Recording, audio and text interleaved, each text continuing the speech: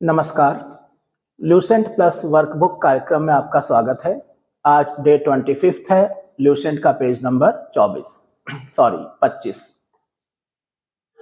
पिछले लेक्चर में आपने राजपूत वंशों के बारे में जैसे गुर्जर प्रतिहार, गहड़वाल, चौहान और परमार वंश के बारे में पढ़ा था। उसी को आज आगे हम कंटिन्यू करते हैं अन्य राजवंशों के बारे में। यहाँ पर चंदेल हैं, सोलंकी हैं, कलचुरी चेदी हैं, सिसोदिया वंश है और इसी पेज पर भारत पर अरब आक्रमण और महमूद गजनी भी है। एक दृष्टि इसकी वर्कबुक पर डाल लेते हैं। जितने भी प्रमुख राजवंश हैं, शासक हैं, उनकी राजधानी और संस्थापक, कौन शासक किस वंश का है, ये सब एक जगह कर दिया गया है। इस काल के जो ग्रंथ हैं, उनके रचनाकार, संरक्षक, शासक, इस काल के निर्माण कार्य कहाँ पर हैं, कौन उनका निर्माता है, और उसके बाद अन्य प्रश्न। कुल संख्या आप देखिए 31 प्रश्न है। इसे आप हमारे टेलीग्राम चैनल से डाउनलोड कर सकते हैं।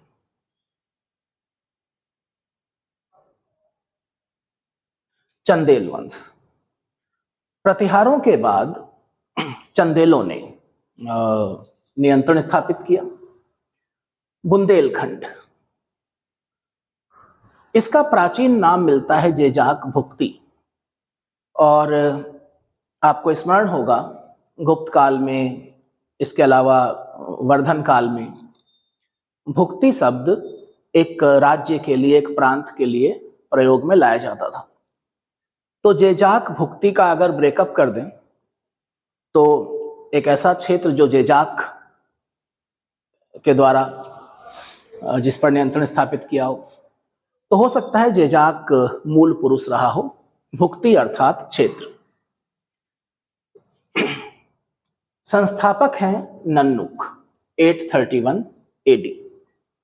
राजधानी खजुराहो। शुरुआत में राजधानी कालिंजर थी, तो प्रश्न आ सकता है कि किसने राजधानी को कालिंजर से खजुराहो स्थानांतरित किया? राजा धंग। चंदेलों का सबसे शक्तिशाली शासक है यशोवर्मन।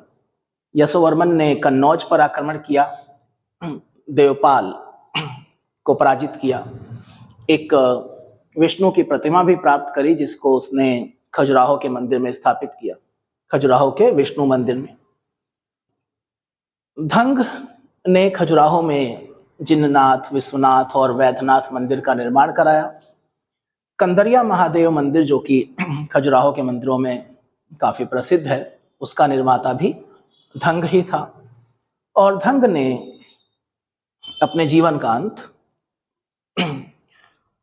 गंगा जमुना के संगम में, प्रयागराज में शिव की आराधना करते हुए किया। एक और शक्तिशाली शासक विद्याधर, जिसको समकालीन शासकों में सबसे ताकतवर माना जाता था, ये महमूद गजनी के समकालीन था।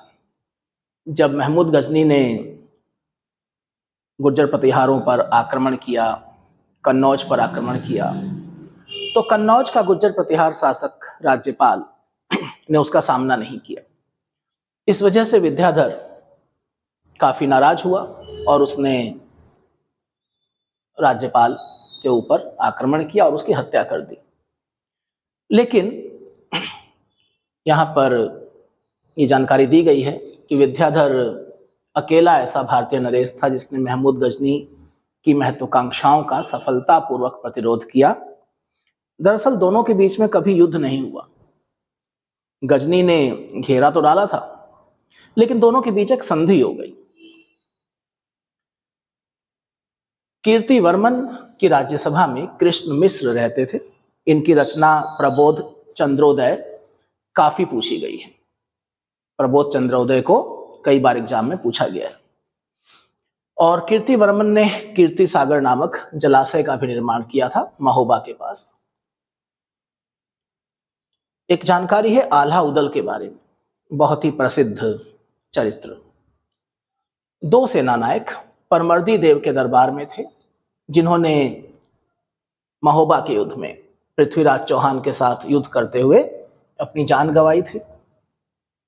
दरअसल आल्हा और उदल जो थे वो जयचंद के द्वारा भेजे गए मिलिट्री कमांडर थे। इस महोबा के युद्ध में जयचंद, जो कि गहड़वाल नरेश थे, उन्होंने परमर्दी देव की मदद के लिए अपनी एक सैनिक टुकड़ी भेजी थी। आल्हा उदल उसके सेना नायक थे। चंदेल वंश का अंतिम शासक है परमर्दी देव, और इसी के समय में कुतुबुद्दीन ऐबक ने वहां पर अपना नियंत्रण स्थापित कर लिया। लेकिन परमर्दी देव के मंत्री अजय देव ने उसकी हत्या कर दी। इसके पश्चात है गुजरात के चालुक्य शासक। चालुक्य और सोलंकी एक ही बात है।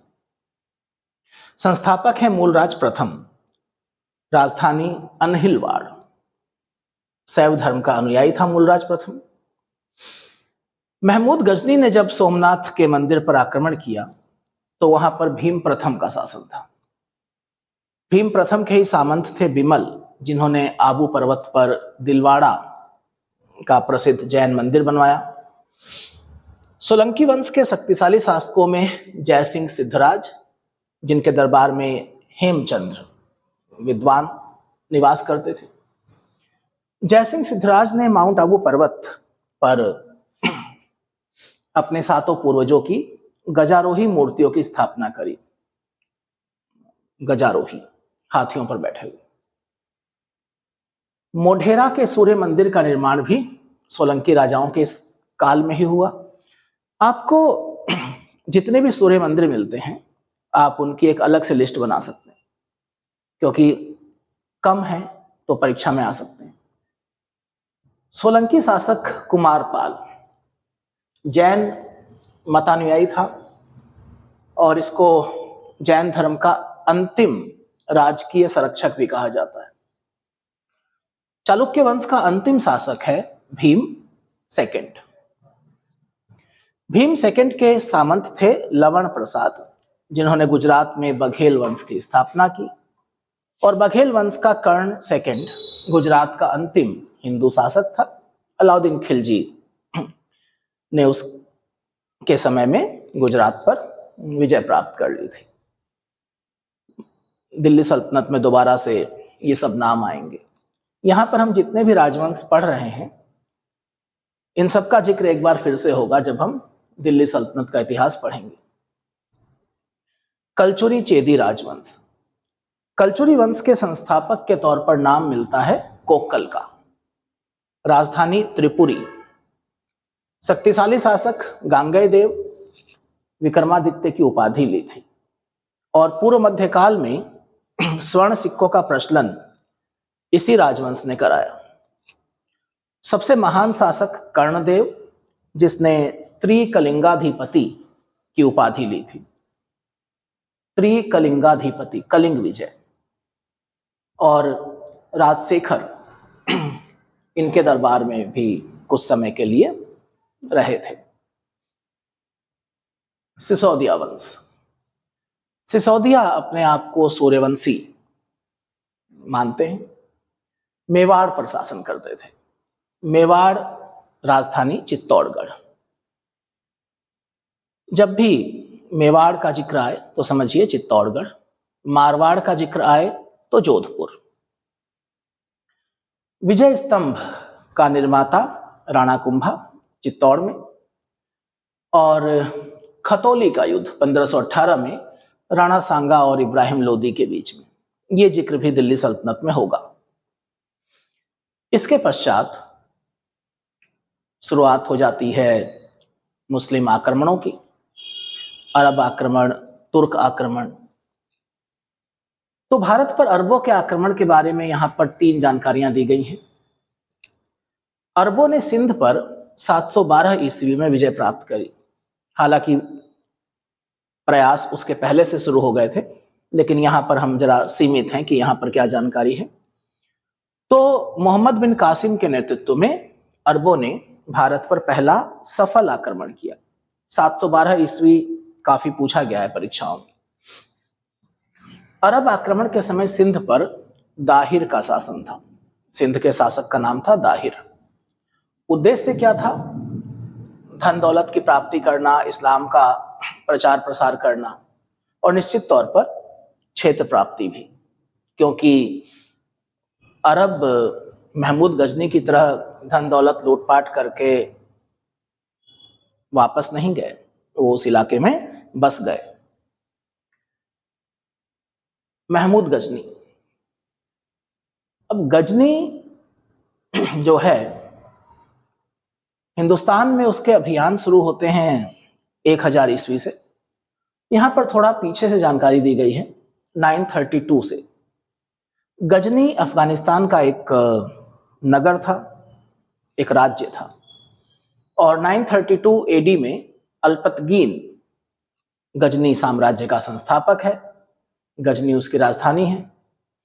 अल्पतगीन के बाद पिरितगीन का शासन है वहां पर, और इसी के शासन काल में सबसे पहले इन्होंने भारत पर आक्रमण किया। पंजाब में उस समय शाही वंश का शासक जयपाल शासन कर रहा था।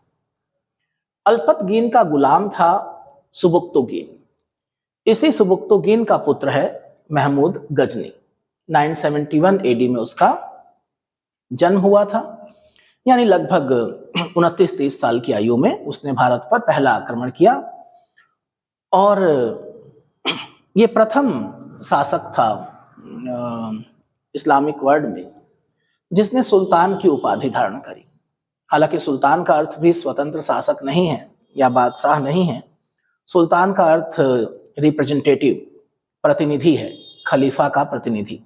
लेकिन उससे पहले कोई अपने आप को सुल्तान भी नहीं कहता था, तो प्रथम जिसने सुल्तान की उपाधि ली। भारत पर 17 आक्रमण किए, और महमूद के भारतीय आक्रमणों के उद्देश्य को लेकर के इतिहासकारों में मतभेद है, क्योंकि हिंदुस्तान में लगभग वो अपने हर अभियान में सफल रहा, लेकिन उसने क्षेत्र प्राप्ति का प्रयास नहीं किया। यहाँ पर उसने स्थायी तौर पर बसने का प्रयास नहीं किया। वो आता था, लूटपाट, मारकाट, मंदिरों को तोड़ना, ये सब करता था और चला जाता था। तो विद्वानों में मतभेद हैं, 2 प्रकार के मत हैं कि वास्तविक उद्देश्य क्या था। तो इसके ऊपर फिर कभी चर्चा करेंगे। यहाँ पर जो जानकारी है वो देखते हैं। यहाँ पर लिखा गया है कि वास्तविक उद्देश्य धन की प्राप्ति था, और महमूद गजनी एक मूर्ति भंजक आक्रमणकारी था। मूर्ति भंजक, मूर्तियों को तोड़ने वाला। कहा जाता है कि ये सब उसने इस्लाम का प्रचार प्रसार करने के लिए किया, लेकिन महमूद गजनी के कार्यों ने जो खाई उत्पन्न करी हिंदुस्तान में हिंदुओं और मुसलमानों के बीच में, तो महमूद गजनी से बड़ा शायद ही कोई शत्रु हो इस्लाम का। 1001 ईस्वी में शाही वंश के शासक जयपाल के खिलाफ आक्रमण, जयपाल की पराजय। 1008 नगरकोट। आप जो महत्वपूर्ण आक्रमण हैं, जैसे कि सोमनाथ मंदिर पर है, या फिर कन्नौज पर है, मथुरा पर है, वो चाहें तो आप देख सकते हैं। यहाँ पर संक्षिप्त सी जानकारियां हैं। थानेसर के चक्रस्वामिन की उसने एक पूरी आदम कद कासे की मूर्ति थी, वो उसने गजनी भिजवा दी। सबसे चर्चित आक्रमण 1025 में सोमनाथ मंदिर, जहां पर उसको काफी संपत्ति हाथ लगी और काफी वहां पर हत्याएं भी की गई। अनहिलवाड़ के शासक ने प्रयास किया मंदिर की सुरक्षा करने का, तो उसके ऊपर भी महमूद ने आक्रमण किया। जब वो वापस जा रहा था सोमनाथ मंदिर पर आक्रमण करके, तो जाटों ने आक्रमण किया था और महमूद के खिलाफ कुछ उसकी संपत्ति वगैरह लूट ली थी। सोमनाथ के बारे में एक जानकारी है, भारत के 12 आदि ज्योतिर्लिंगों में से पहला है वो, और पुनर्निर्माण किया गया। हालांकि चालुक्य शासकों ने महमूद के जाने के बाद पुनर्निर्माण का कार्य कराया। स्वतंत्रता प्राप्ति के बाद सरदार वल्लभ भाई पटेल ने उसको एक भव्य रूप प्रदान किया, और 11 मई 1951 भारत के प्रथम राष्ट्रपति डॉक्टर राजेंद्र प्रसाद के द्वारा प्राण प्रतिष्ठा की गई। तो इस पेज पर जो भी जानकारियां हैं उसके अगेंस्ट में यहां पर हम लोगों ने ये वर्कबुक तैयार करी है। इसको आप डाउनलोड करिए हमारे टेलीग्राम चैनल से, लिंक उपलब्ध है आपको, और इसको फिल करिए, याद करिए। उसके बाद प्लेन वर्कबुक को रैंडमली कभी भी भर करके चेक कर लीजिए कि कितना आपको याद है।